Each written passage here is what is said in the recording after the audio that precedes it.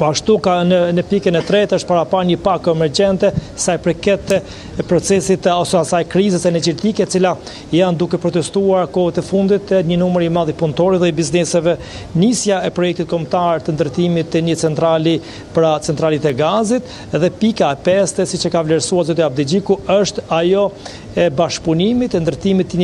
e krijimit të një klime të re pra të marrëdhënieve mes Shtetit Bashkuar të Amerikës dhe Bashkimit Evropian, dhe në këtë kontekst ai ka kërkuar një unitet kombëtar për të dalur nga kjo pikë ose kjo krizë, i pyetur nga dy esenencë se si mund të realizohet kjo pikë ose ky projekt, pasi brenda këtij projekti parashihet edhe skenari më i vështirë ku politika e Kosovës nuk ka arritur ta përballojë nga viti 2011, që ka nisur bisedimet me Serbinë lidhur me atë se quhet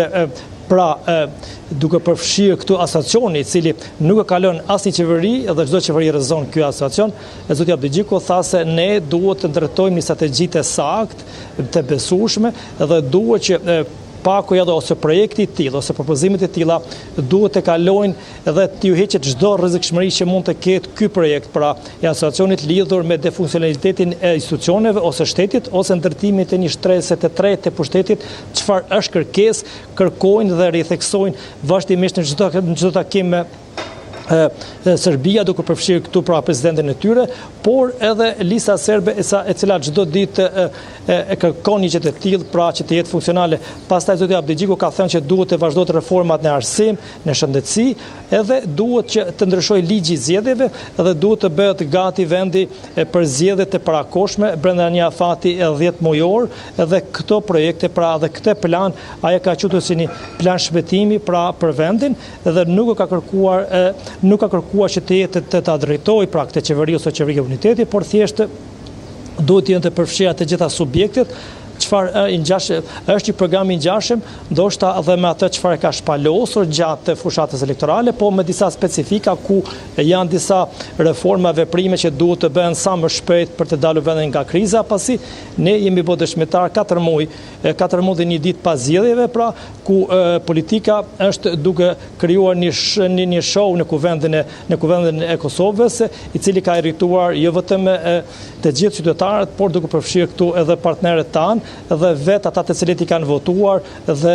të cilët e presin pra një zgjidhje sa më të shpejtë të një krize qeverisë ku vendi është zhytur.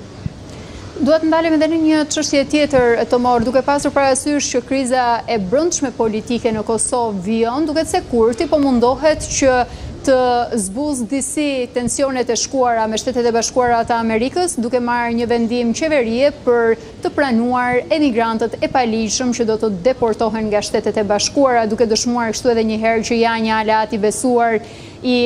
aleatit më të rëndësishëm të Kosovës, Shteteve të Bashkuara. Na e pak më shumë detaje për këtë vendim, lutem.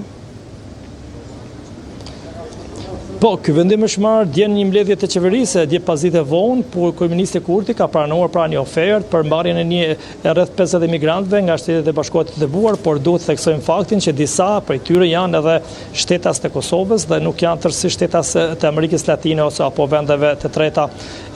Ky fakt është sipas Kurtit një mbështetje në ato çfarë po realizon pra politika e Shtetit Bashkuar të Amerikës, duke përfshirë këtu ajo e presidentit Trump, i cili ka pasur në agjendën e tij pra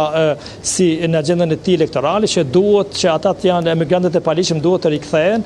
në vendet e tyre dhe nuk mund të vazhdojnë të qëndrojnë më në Shtetet e Bashkuara të Amerikës. Kurti ka përmendur detaje sa i përket edhe se ku dhe në çfarë forme mund të vendosen. Është një qendër këtu jo larg nga kryeqyteti, rreth 20 kilometra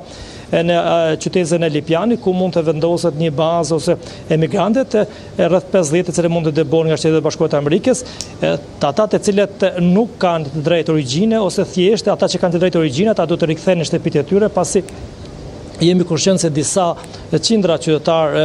me origjinë nga Kosova jetojnë në Shtetet e Bashkuara të Amerikës pa dokumenta dhe pa leje qëndrimi, të cilët mund të janë bërë pjesë pra e kësaj politike të kthimit të tyre ose largimit nga Shtetet e Bashkuara të Amerikës konform atij ligji që është dekretuar pra nga presidenti Trump. Kjo është ajo çfarë ka thënë në mbledhjen e qeverisë zoti Kurti, por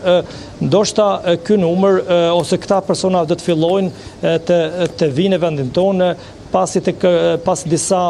procedurat të cilat duhet të kryen, këto të ngjashme me ato të cilat janë zhvilluar edhe në rastin ku Kosova para 2 viteve ka pranuar disa qindra emigrantë të cilat janë larguar nga konflikti i Afganistanit, pra dhe nga ajo periudhë kanë ardhur dhe kanë qëndruar dhe disa prej tyre vazhdojnë të qëndrojnë në një kamp këtu në afërsitë e Lipjanit, afërsitë e kryeqytetit. Faleminderit të morë për të gjitha detajet që përcolle sa i takon edhe planit të Lidhjes Demokratike të Kosovës për të dalë nga kriza, por gjithashtu edhe për këtë vendim qeverisë për raportet me Shtetet e Bashkuara e mbi gjitha për të pranuar diçka që më herët ka refuzuar disia, apo të paktën nuk është shprehur me një herë. Faleminderit.